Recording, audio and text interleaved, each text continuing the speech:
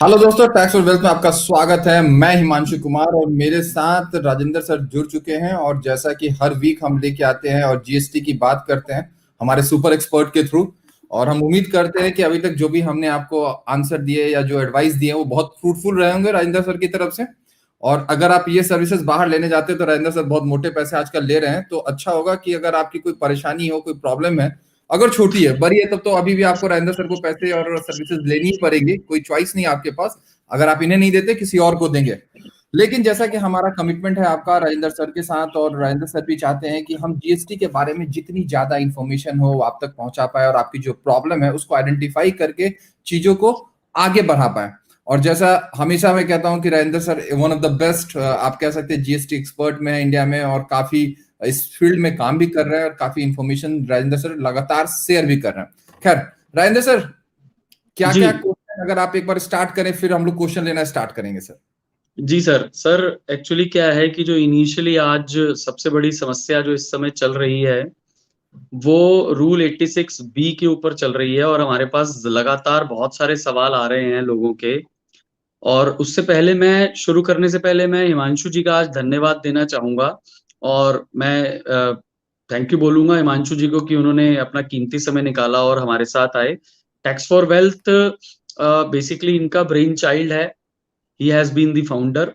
और साथ ही साथ ये बहुत एक्टिवली इसको एक अच्छा OTT platform, over the top platform, एक very I would say authentic source of various inputs on laws and other information ये बनाने की पूरी कोशिश कर रहे हैं, भरसक प्रयास कर रहे हैं। और हम इनका साथ हैं, हम इनकी टीम में इनका पूरा साथ देंगे, आगे भी देते रहेंगे।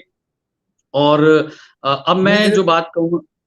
राजेंद्र जी सर मैं आपको करेक्ट कर दूं, राजेंद्र सर ने एक झूठ बोला, मैं इसको झूठ ही बोलूंगा।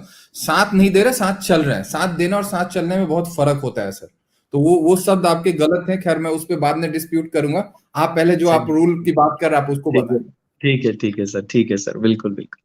तो हम बात कर रहे थे दोस्तों, जो हमारे पास एक मेजर इस समय कंसर्न आ रहा है रूल 86 सब रूल 86 कैपिटल बी का, जो कि 1 जनवरी 2021 से वो इम्प्लीमेंट हुआ है और उसको अभी लॉ में लागू किया गया है। उसको मैं बता देना चाहूंगा। मैं 2-4 मिनट उस पर लेकर आपको थोड़ा सा बेसिक आइडिया देना चाहूंगा हमारे दोस्तों को। बेसिकली क्या है सर कि रूल ये कहता है, दो सवाल लूंगा सिर्फ उसमें मैं। एक सवाल ये है, जो मेरे पास बहुत सारे सवाल आए हैं, मैंने उनको क्लब करके दो सवालों में एक तरह से किया है। पहले बैकड्रॉप बता देता हूँ 2 मिनट में, फिर दो दो एक एक मिनट में सवाल का जवाब देता हूँ। दोस्तों, बैकड्रॉप ये है कि ये रूल ये कहता है कि जो भी टैक्स पेयर है, रजिस्टर्ड टैक्स पेयर है, उसको अपने आउटपुट टैक्स कलेक्टेड का 1% हमेशा कैश में टैक्स पे करना पड़ेगा। मतलब अगर मैं 100 रुपए का सप्लाई करता हूं, उसके ऊपर 10 रुपए का जो है, या थोड़ा सा डिफरेंट एग्जांपल दे, 1,000 का सप्लाई करता हूं, उसके ऊपर 100 रुपए का आउटपुट टैक्स है। 100 रुपए के आउटपुट टैक्स में मेरे पास जो इनपुट टैक्स है वो 110 रुपए का है। तो आज तक प्रेजेंट सिचुएशन ये थी कि अगर 110 का इनपुट है और 100 रुपए का आउटपुट है तो मैं कोई भी टैक्स पे नहीं करता।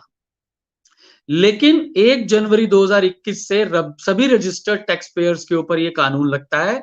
और अगर उस 100 रुपए के आउटपुट टैक्स में अगर 120 का इनपुट है, तो मैं इनपुट का यूटिलाइजेशन सिर्फ 99% फॉर माई आउटपुट टैक्स कर सकता हूं। मतलब 100 रुपए का आउटपुट टैक्स घटा में 99 रुपए, which is deducted on account of input tax credit available. 1 रुपी हर बार मुझे इन कैश पे करना ही पड़ेगा, चाहे मेरे पास एक्यूमुलेटेड इनपुट टैक्स क्रेडिट क्यों ना हो, चाहे मेरे पास उसका कॉरेस्पॉन्डिंग स्टॉक भी क्यों ना हो, चाहे ये जेन्युइन क्रेडिट किसी भी हर सूरत के हाल में ये जेन्युइन क्रेडिट क्यों ना हो। लेकिन इसकी, अब ये जो यहां पर मैं आपको बैकड्रॉप ये रूल बता दिया, इसमें अब दो सवाल इमर्ज होते हैं। पहला सवाल कि 1% मेरी सप्लाई का या 1% मेरे टैक्स का। तो इसका जवाब कहीं ना कहीं मैं अपने बैकड्रॉप में दे चुका हूं कि 1% मेरे टैक्स कलेक्टेड का, ना कि मेरी सप्लाई मेड का। सप्लाई थी 1000, उसके ऊपर 100 रुपए टैक्स कलेक्टेड था, तो 1% of the tax collected has to be paid in cash. पहला सवाल। दूसरा सवाल नॉर्मली आता है कि ये रूल किन किन लोगों पर अप्लाई नहीं होता है।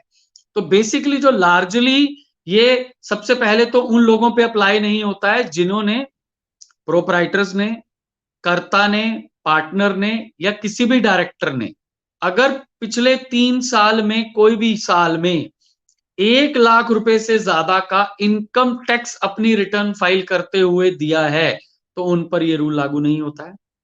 पिछले टाइम में जो भी पिछला भी समय बीता इस फाइनेंशियल ईयर का, अगर 1% से ज्यादा का टोटल सेल पर टैक्स दे दिया है, तो उन पर भी ये रूल लागू नहीं होता है। गवर्नमेंट एंटिटी जो है, central government, local authority, state government, उन पर भी ये रूल लागू नहीं होता है। मेजर जो सबसे बड़ा रिलीफ है वो उन लोगों के लिए है।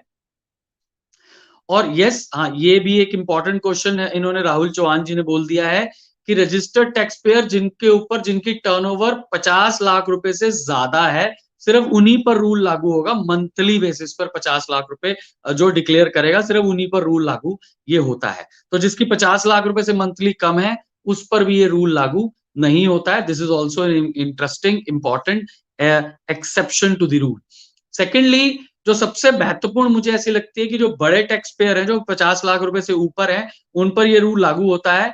लेकिन अगर उन्होंने पिछले साल में 1 लाख रुपए से ज्यादा, 1 लाख या उससे ज्यादा इनकम टैक्स पे किया है, जिस असेसमेंट ईयर का समय सीमा रिटर्न फाइलिंग के लिए बीत चुकी है उनमें, तो अब नहीं, अब 1 लाख रुपया, अब अभी समय सीमा बीती नहीं है, जो अभी 10 जनवरी को बीती है इनकम टैक्स रिटर्न की, या अभी 15 फरवरी ऑडिटेबल केसेस में है, उनके लिए ये लागू नहीं होगा। अगर वो 1 लाख रुपए ज्यादा दे देते हैं, तो उनके लिए इस फाइनेंशियल ईयर में ये रूल ऐसा नहीं है कि वो एग्जम्पशन में आ जाएंगे, एक्सेप्शन में आ जाएंगे। उनके लिए लागू ये रूल 1% की पेमेंट होती रहेगी। तो ये 2 इंपॉर्टेंट सवाल थे जो मुझे लगा आप लोगों के साथ करने चाहिए।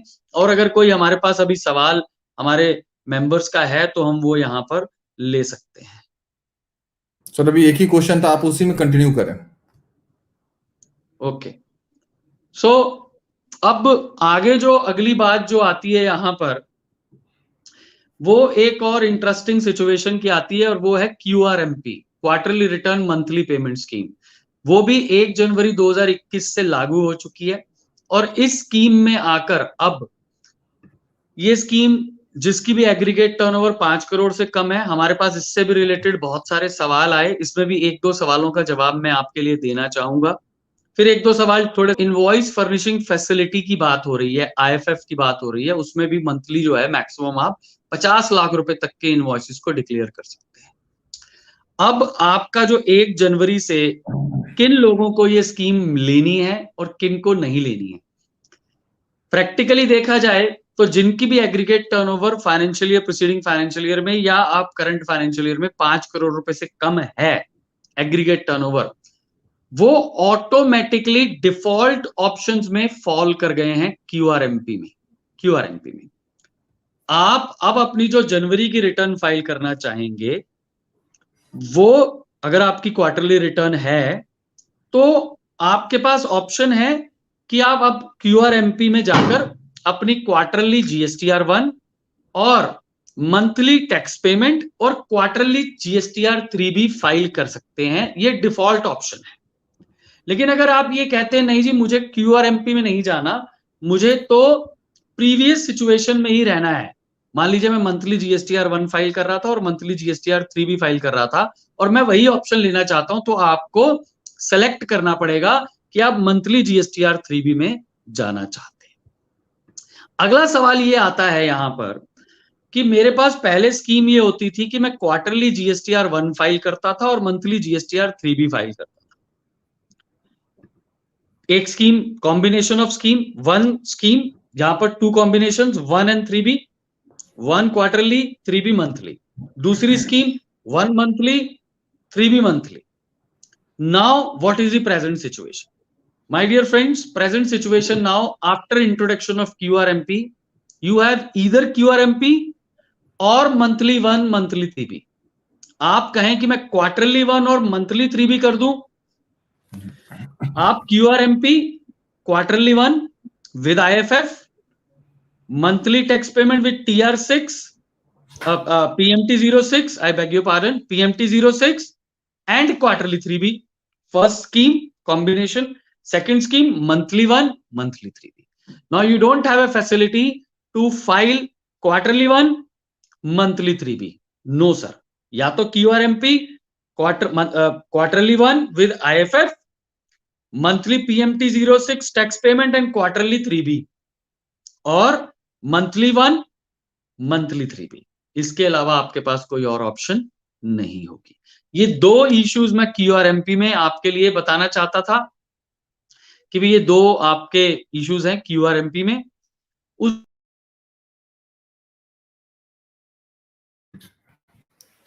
लग रहा है कि राजेंद्र सर से थोड़ा सा डिस्कनेक्ट हो गए हैं। आई थिंक कुछ इंटरनेट इश्यू आ रहा है। अभी ट्राई करते हैं फिर से कनेक्ट होने के लिए, क्योंकि वो आज मोबाइल से ही लाइव थे और उसकी वजह से दिक्कत आ रही थी थोड़ी सी। हो सकता है कि कुछ इंटरनेट कनेक्टिविटी की कोई प्रॉब्लम हो। अभी तुरंत राजेंद्र सर जुड़ जाएंगे और जो जीएसटी पे जो अपनी बातें कर रहे हैं, जो चीजें बता रहे हैं, उसको कंटिन्यू करेंगे वो।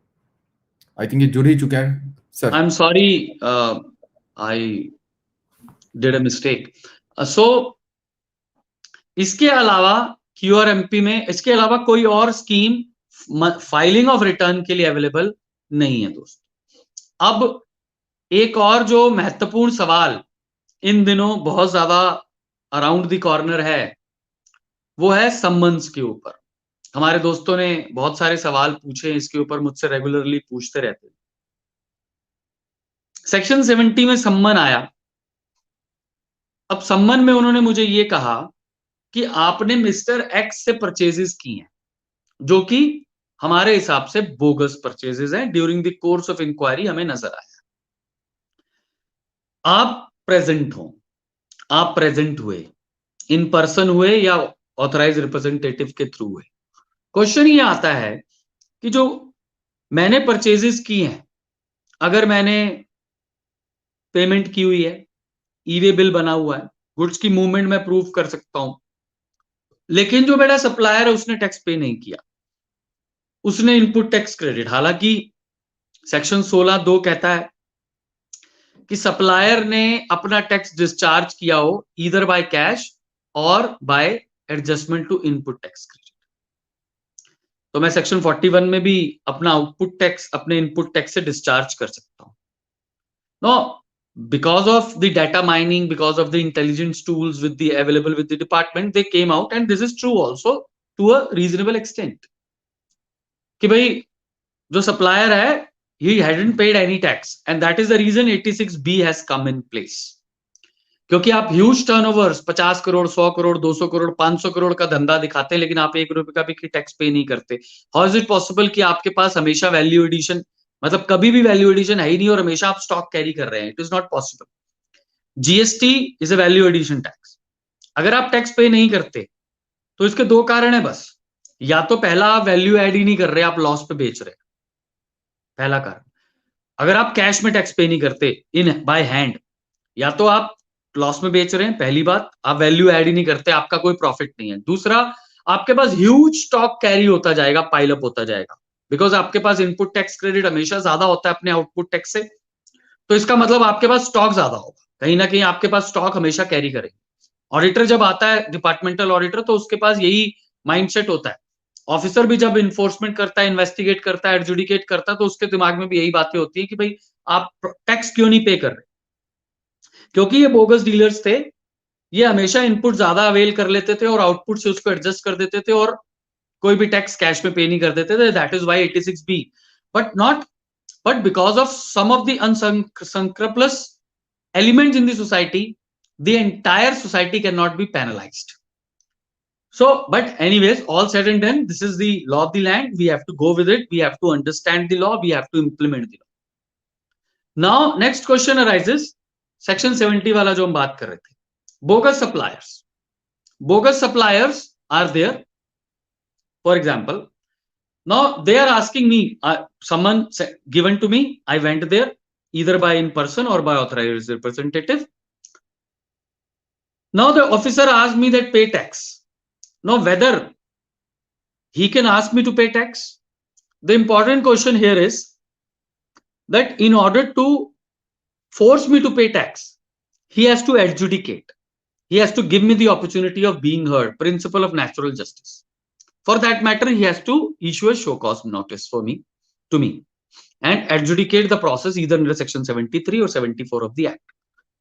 Straight away, he cannot ask the payment of taxes along with interest and penalty on account of those accumulated, availed or utilized input tax credit which he claims to be received from the bogus suppliers. So that is what in nutshell, but because every case is a unique case, so there could not be a straight jacket formula which can be fit into every facts of the situation scenario. So this was I wanted to convey to my members.